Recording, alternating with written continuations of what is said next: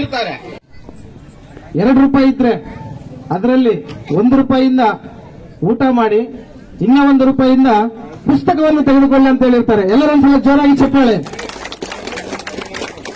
ಊಟ ಏನ್ ಮಾಡ್ತದೆ ಅಂದ್ರೆ ನಮ್ಮನ್ನು ಬದುಕಿಸ್ತದೆ. ಏನ್ ಮಾಡ್ತದೆ? ನಮಗೆ ಬದುಕಲಿಕ್ಕೆ ಊಟ ಬೇಕು. ಆದ್ರೆ ಆ ಬದುಕೋದನ್ನ ಹೇಗ್ ಬದುಕಬೇಕಂತ ತೋರಿಸೋದಕ್ಕೆ ಪುಸ್ತಕ ಬೇಕು. ಜೋರಾಗಿ ಎಲ್ಲರೂ ಚಪ್ಪಾಳೆ. ಒಂದು ಪುಸ್ತಕವು ಒಂದು ಕತ್ತಿಯಂತೆ, ಒಂದು ಖಡ್ಗದಂತೆ. ಒಂದು ಪುಸ್ತಕವನ್ನು ತೆಗೆದುಕೊಳ್ಳುವ ಅಭ್ಯಾಸವನ್ನು ನಾವು ಬೆಳೆಸಿಕೊಳ್ಳೋಣ. ನಮ್ಮ ಮಕ್ಕಳಿಗೂ ಅದನ್ನ ಬೆಳೆಸೋಣ ಅವರಲ್ಲಿ.